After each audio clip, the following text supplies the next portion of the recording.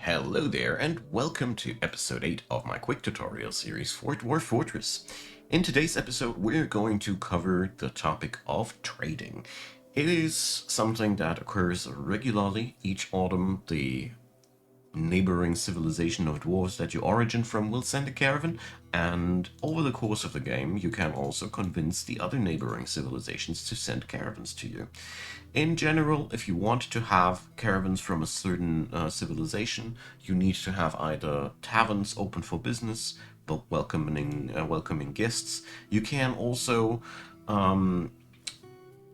interestingly enough, demand a one-time tribute from your neighbors, and that triggers for some odd reason that they will send you traders. I don't know why, but it is what it is. If you know other methods, let me know. But the heart of every trade operation is a trade depot. That's the first thing that we're going to build today. A trade depot is one of the very few buildings that requires 3 blocks to be made. So we're ordering this. I am setting it on focus. Somebody's picking it up now and building it. The trade depot is the place where the traders will settle down, unpack their goods, and your traders will pack up your goods, and then trade will happen. You see, this side of the table is for each of both parties. Once the envoy or leader of the traders has met your leader, that will be expedition leader, mayor, baron, highest ranking dwarf in command, the diplomacy menu opens. This is where you get to order from your friends from the mountain home whatever you want to order. Basically everything that your home civilization is able to produce can be ordered here. There's no wrong or right decisions here. Often I do trading only out of fluff's sake. What is something I personally always value ordering over the long run: instruments, because they're a pain in the rear to build. But apart from that, leave it up to your own liking what you want to order. Often also I like to order things like coal or lignite or charcoal or whatever is not available in your hometown. We're living in a prosperous and everything is available world, so ordering any form of metal is pretty unnecessary.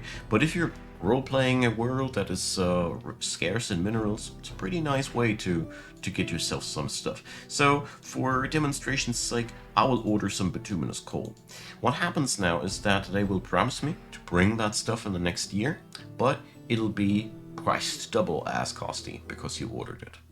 Profit among dwarves. So they will also afterwards tell you what they will want to buy next year to increase prices, so they order something from you basically as well. You may or may not do that. Okay, so the next thing that we need is somebody who's actually in charge of all the trading. So we get into the nobles and administrator menu. That's where we assigned bookkeeper and the manager before. There is also the rank of a broker. This is the dwarf in command who is the person who does all the trading.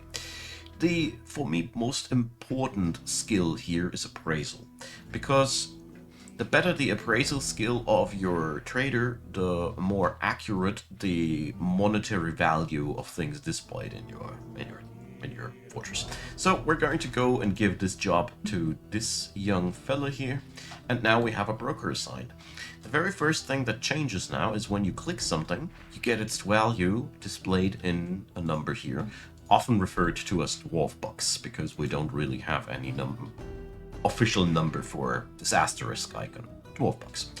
So now we can see that everything we have produced so far has a value. It depends on the material, the crafting quality, many factors. We're going to go into that in a separate video, of course.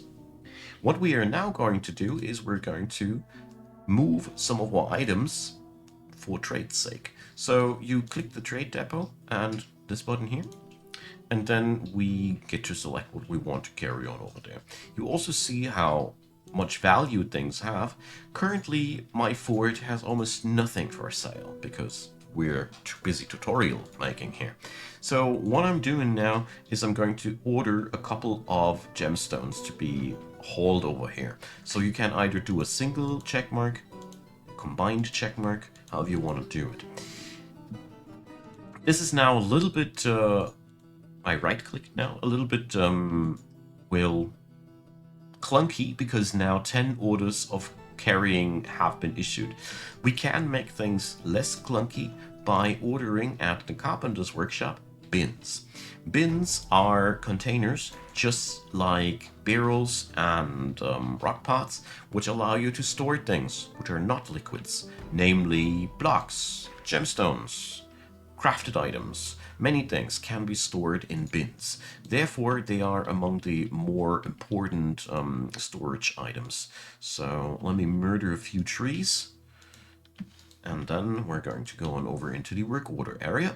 And carpenter's workshop, wooden bin. This is one of the things that I regularly have running in practically all of my fortresses, unless I don't have an ample supply of wood. Then you can move alternatively into using... I'm getting there. In the metalsmith's forge, there's the option to... How are they called? Are they called trunks? No. It's... you know, this game is not easy in names. I'll be there in a sec with you. So it's a little bit sad, but this is Dwarf Fortress in a nutshell. I forgot how the is it iron bin?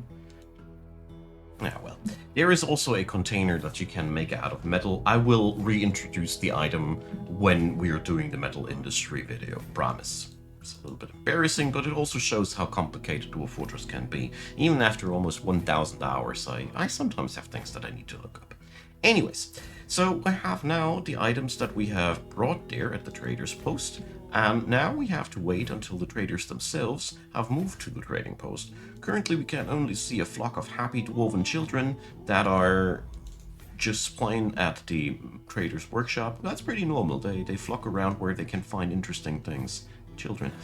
So after a while, that is very random, the trader always comes from somewhere around the borders of the map.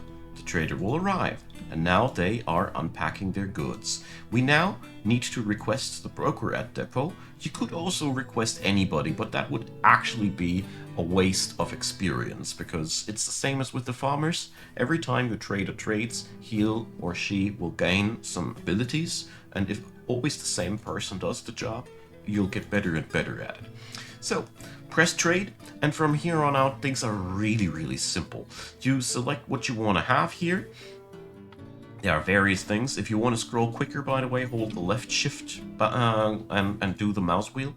As you can see, then you scroll much faster. And yeah, there's, for us, not much that we want to buy now. So I'll just buy some of these agates here for the sake of demonstration. So I do the check mark here, and now we see that our request has a value of a certain amount of dwarf bucks, and now I put my offer over here, and now you see trader loss goes down and down and down, trader loss goes here. So this is now yellow. We could now offer it as a trade. There's a chance that they will accept, although the profit is very meager. Once you add in more items until the profit screen here goes green, that's a guaranteed accept. So here, let's see. Let's try it out. They said no, unless we put these two on top of it. So I gimped myself now, because now I need to bring up even more. So accept counter offer. It's the art of trading. Check it out. It's a little very simple mini game and not much to write home about. You can always offer items also as a gift. Offering items as a gift gives you quicker access to titles of nobility, basically. And I don't know if there are other hidden effects. It effectively increases the value and the wealth of your colony in a global sense. I have tried to find out what it does besides making it more likely that the king will issue this land into a baron, or call this land into a barony. I don't know more about that, but offering things as a gift is a good way to keep good relations back to home. I also often like to roleplay that these are the things that the colony brings back home. Last step, set it back to no trader needed at depot, and then items will be carried away that we bought, and the trader will remain until the whole caravan moves back home to the mountain fort. Here are a couple of things that are important to note. The trade depot is one of the places where, well, a couple of NPCs will hang out that are vulnerable. That means don't build it in the vicinity of dangerous areas. If your biome, for example, features dangerous animals on the surface, it would be a really bad idea to put the trade depot just out in the open like I did here. Since we are playing in a very safe environment, no big problem. But here the same thing is still applying. If you're being attacked by goblins or such while there are traders around, they are vulnerable, and kill the traders on your ground, they worsen your relationships. It doesn't really do anything gameplay-wise, except for, as far as I've seen, I don't know. I really have tried hard to study in the Wikipedia, but I don't know. Let me know in the comment section if you know more than me. I am all eager to learn more. Anyways, the problem is if your traders die, you can't trade with them, and that is why you should keep them safe. Another thing is worth mentioning. As soon as your expedition leader is no longer a mayor or the highest ranking is a baron or higher, the caravans will not come only with mules or other pack animals, they will start coming with wagons. If the entrance to the trade depot is not reachable by a wagon, they won't come, and come again with the lower amount of animals for trading's sake. The thing here is, that's one thing that I forgot. Let's do that real quick. The caravan has a total allowed weight. This directly reflects the amount of animals they have carrying weight for them. The moment you have wagons arriving, you can trade a much bigger volume of items due to this, but you also need to maintain access for the wagon to reach the trade depot. If your trade depot is somewhere around downtown, down the surface, you'll need to build at least 3 tile-wide roads, preferably 5 tile-wide roads, because I somehow had often problems with 3 tile-wide things. I don't know why, but often they were... It should work, but often it didn't. Dwarf Fortress, you know. So 3 tiles wide officially, 5 tiles wide always worked for me. Yeah, it's not much more behind trade. The thing about trading is that it is a very, very optional system if you are playing in such an abundant world as we are. But if you are not having access to sand for glass, or not access to clay for clay, so pottery, so this might be one thing. If your biome doesn't have access to iron ores, for example, this could be an interesting thing to import. Whatever you do, it all depends on the world. You now know how to do trading technically, so I hope that was helpful for you. Leave me a comment if you have any questions, leave a like, leave a subscribe. Consider checking out in the description box below the playlist link to the entirety of these tutorials where I explain the entire Dwarf Fortress game. And yeah, that's that. Thanks for supporting you all out there. A big thanks also to you for watching this video up until the very end.